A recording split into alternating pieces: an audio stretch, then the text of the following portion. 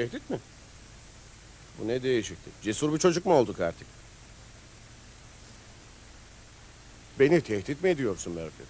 Hayır, tekrar edeyim. Defol. Siz etme. Bu işi biz hallederiz. Bu ısıya duyarlı infraruj filtre. Geceleri gündüz gibi net görmenizi sağlar. Bu televizyon kamerasının da 1'e 100 zoom merceği var.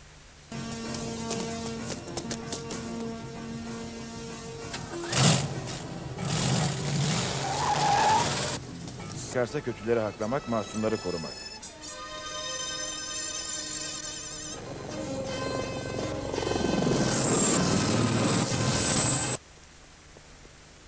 Tanıştırayım, Bay Eisen ve Washington'dan Bay Fletcher. Memnun oldum Pilot efendim. Frank Murphy.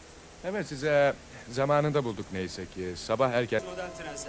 Kaliforniya plakası 9009 KEV. Memur Richard Limewood'un ölümüyle ilgili olarak Memur Frank Murphy'nin tutuklanıp...